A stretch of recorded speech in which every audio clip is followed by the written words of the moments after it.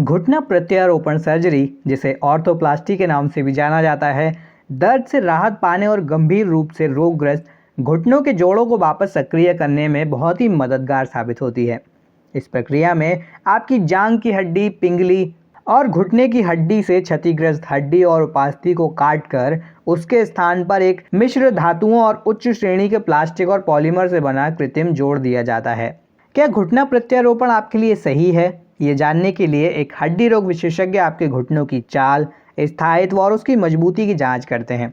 X ray के जरिए ये पता लगाया जाता है कि जो क्षति हुई है वह कितनी है और किस हद तक है। आपके डॉक्टर घुटना प्रत्यारोपण के विविध प्रकारों और सर्जरी की कई तकनीकों में से आपकी उम्र, वजन, सक्रियता के स्तर, घुटनों की लंबाई और आकार और आपके संपूर्ण स्वास्थ्य को ध्यान में रखकर जो आपके लिए उपयुक्त हो उसका चयन करते हैं। नमस्कार दोस्तों, स्वागत है आपका हमारे चैनल पर। दोस्तों, इस वीडियो में हम आपको बात करने वाले हैं कि घुटना प्रत्यारोपण यानी कि नी ट्रांसप्लांट आपको क्यों कराना पड़ता है और नी ट्रांसप्लांट कराने से पहले और कराने के बाद आपको किन बातों का ध्यान रखना चाहिए और क्या बातें आपको फॉलो करनी चाहिए। अगर आप हमारे चैनल पर नए हैं और आपने अभी तक चैनल को सब्सक्राइब नहीं किया है तो जल्दी से आप चैनल को सब्सक्राइब कर लीजिए, क्योंकि ऐसी ही इंफॉर्मेटिव वीडियोज़ हम लेकर आते रहते हैं हमारे चैनल पर। सबसे पहले जानते हैं कि नी ट्रांसप्लांट या नी ऑपरेशन, या जिसे हम घुटना प्रत्यारोपण कहते हैं, वो क्यों कराना पड़ता है। तो इसके कई सारे कारण हैं, जैसे कि गठिया, जोड़ों की सूजन आदि। हड्डियों के सिरों पर ऊतक से दूर धीरे धीरे एक परत चढ़ती जाती है, जिससे जोड़ों में स्थान की कमी और हड्डियों की सतहों पर घर्षण होता है। नियमित रूप से हड्डी की गतिशीलता में बदलाव होता है, जिसके कारण गंभीर रूप से दर्द होने लगता है। इन सभी तकलीफों से छुटकारा पाने में घुटना प्रत्यारोपण सर्जरी सबसे बेहतर समाधान माना जाता है, जिसके जरिए घुटनों का इलाज और उसे वापस पहले के जैसे स्वस्थ और सामान्य गतिविधियों के लायक बनाया जाता है।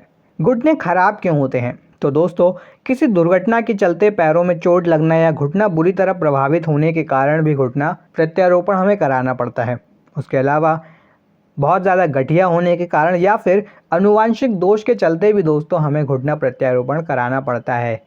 घुटनों में समस्या होने पर हमें कुछ ऐसे सिम्टम्स दिखाई देते हैं, जैसे कि जोड़ों में तेज़ दर्द, जो आपकी दैनिक गतिविधियों जैसे कि चलना, सीढ़ियाँ चढ़ना उतरना और कुर्सी से उठने बैठने में परेशानी आपको देता है। जोड़ों में सूजन, जिसमें दवाइयाँ लेने और आराम करने के बाद भी कोई सुधार ना हो। जोड़ों में विकृति, जोड़ों का अकड़ जाना या सामान्य रूप से सक्रिय ना होना। दोस्तों, ऐसे कुछ हमें लक्षण दिखाई देते हैं जब हमें घुटना प्रत्यारोपण कराने की ज़रूरत होती है। दोस्तों, घुटने बदलवाने के लिए खुद को हमें कैसे तैयार करना चाहिए? इसके लिए आपके डॉक्टर या एनेस्थीसियोलॉजिस्ट आपको सलाह दे सकते हैं कि आप सर्जरी के पहले किसी खास तरह की दवाइयों का या फिर पूरक आहार लेना बंद कर दीजिए। जिस दिन आपकी सर्जरी होनी है उसकी आधी रात से आपको कुछ भी खाने से मना कर दिया जाता है। सर्जरी के बाद कई हफ्तों तक आपको बैसाखियों का या वॉकर की ज़रूरत हो सकती है, इसलिए इनका इंतज़ाम सर्जरी के पहले ही कर लेना अच्छा रहता है। आप ये सुनिश्चित कर लीजिए कि आपके पास अपने घर से हॉस्पिटल तक आने जाने के लिए सवारी हो और दैनिक कार्यों जैसे खाना बनाना, नहाना, कपड़े धोना आदि के लिए दोस्तों आपके पास सहायता उपलब्ध हो। अगर आप अकेले हैं तो आपके सर्जन या स्टाफ या हॉस्पिटल के डिस्चार्ज प्लानर आपको अस्थायी देखभाल करने वाले को अपने पास रखने की सलाह भी दे सकते हैं। घुटना प्रत्यारोपण सर्जरी के लिए बेहोशी की ज़रूरत होती है। आपकी आंतरिक प्रतिक्रिया और वरीयता से टीम को यह तय करने में मदद मिलती है कि आपके लिए सामान्य एनेस्थीसिया का उपयोग करना है, जो आपको बेहोश करता है, या फिर स्पाइनल एनेस्थीसिया देना है, जो आपको जगाए रखता है लेकिन आपकी कमर के नीचे दर्द महसूस नहीं होता। शल्य चिकित्सा के बाद के संक्रमण को रोकने में मदद करने के लिए प्रक्रिया के पहले और बाद में आपको एक अंतःशिरा एंटीबायोटिक दिया जाता है। अपने घुटने के चारों ओर शून्य करने के लिए एक नर्व ब्लॉक भी दिया जाता है। सर्जरी के बाद शून्यता धीरे धीरे बंद हो जाती है। आपके जोड़ों की सभी सतहों को उभारने के लिए आपके घुटनों को झुकी हुई अवस्था में रखा जाता है। आपके सर्जन करीब 6 से 10 इंच लंबा यानी 15 से 25 सेंटीमीटर लंबा चीरा लगाने के बाद आपके घुटने के ऊपर की हड्डी मोड़कर क्षतिग्रस्त जोड़ की सतहों को काट कर अलग कर देते हैं।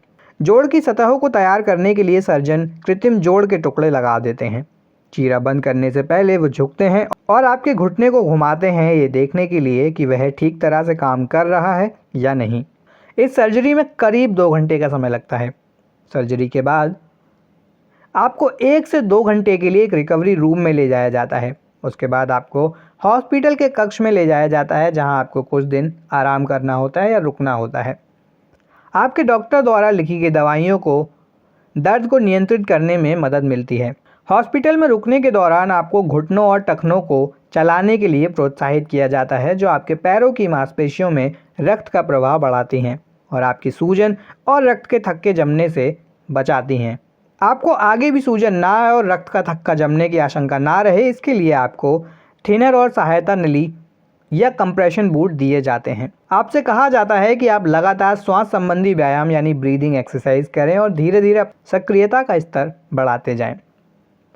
सर्जरी के अगले दिन एक फिजिकल थेरेपिस्ट आपको बताएंगे कि आपको अपने नए घुटने के लिए किस तरह की एक्सरसाइज को करना चाहिए। हॉस्पिटल से छुट्टी होने के बाद आपको लगातार घर पर या किसी फिजियोथेरेपिस्ट सेंटर पर जाकर फिजिकल एक्सरसाइज या फिजिकल थेरेपी को जारी रखना चाहिए। अधिकतर लोगों के लिए घुटनों का प्रत्यारोपण उन्हें दर्द से राहत दिलाने वाला, उनकी सक्रियता बढ़ाने वाला और ज़िंदगी को बेहतर बनाने वाला सिद्ध होता है।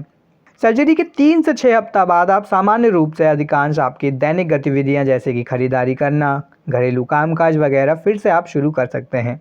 अगर आप कार में बैठकर अपने घुटनों को पर्याप्त रूप से मोड़ सकते हैं और आप में ब्रेक और एक्सीलरेटर को दबाने लायक पर्याप्त मांसपेशियों की नियंत्रण क्षमता है और साथ ही आप एक ऐसी दवाएं नहीं ले रहे हैं जिन्हें खाने से नींद आती है, तो फिर आपके लिए 3 सप्ताह के भीतर ड्राइविंग भी संभव है। घुटने बदलने की सर्जरी के बाद उन लोगों को जकड़न या दर्द महसूस होता है जो एक्सरसाइज से पहले वार्म अप नहीं करते। सर्जरी के बाद सिर्फ घुटना बदलता है, मसल्स नहीं। मसल्स की स्ट्रेंथ वही रहती है जो सर्जरी से पहले थी, इसलिए खड़े होने से पहले टखने को ऊपर नीचे आप ज़रूर करें। इससे मसल्स में आपके पावर आती है। 1 साल तक एक्सरसाइज करने से जकड़न पूरी तरह निकल जाती है। जिनका वज़न ज़्यादा है उन्हें चलने में परेशानी हो सकती है। एक्सरसाइज प्लान में बात करें तो शुरू में एक्सरसाइज ज़्यादा करनी चाहिए। रिप्लेसमेंट के बाद दिन में 4 बार आधे आधे घंटे तक आप एक्सरसाइज करें। एक्सरसाइज के तौर पर आप वॉक कर सकते हैं, अपने पैरों को स्ट्रेच कर सकते हैं, पैरों को घुमा सकते हैं।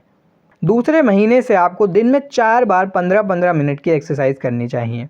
वहीं तीसरे महीने से 20 से 25 मिनट रोज़ाना आपको रेगुलर एक्सरसाइज करनी चाहिए। साथ ही आप तीसरे महीने से साइकिल भी चला सकते हैं। गोल्फ और बैडमिंटन भी आप खेल सकते हैं। हॉकी, क्रिकेट और फुटबॉल खेलने से आपको बचना चाहिए। घुटना प्रत्यारोपण के बाद आपको वजन बढ़ने से रोकना है। डाइट से जुड़ी बुरी आदतों में बदलाव लाएं, वजन कंट्रोल करें। सूर्यास्त के बाद कुछ भी नहीं खाएं, पानी के अलावा कुछ नहीं पिएं। इससे आधे दिन की फास्टिंग हो जाएगी और आपका वजन भी नहीं बढ़ेगा। सर्जरी के बाद जो भी डॉक्टर ने आपको ज़रूरी दवाइयाँ और खाने के लिए आइटम्स बताए हैं उनको आप लेते रहें और अपनी हेल्थ पर भी ध्यान देते रहें। तो दोस्तों, ये था हमारा वीडियो कि घुटना प्रत्यारोपण के बाद आपको क्या करना चाहिए और अपने लिए कैसे तैयार करना चाहिए घुटना प्रत्यारोपण के लिए। आशा करते हैं वीडियो आपको पसंद आया होगा। तो वीडियो को लाइक और शेयर ज़रूर करें। साथ ही आप चैनल पर नए हैं तो चैनल को सब्सक्राइब करें और जुड़े हमारे चैनल के साथ। धन्यवाद।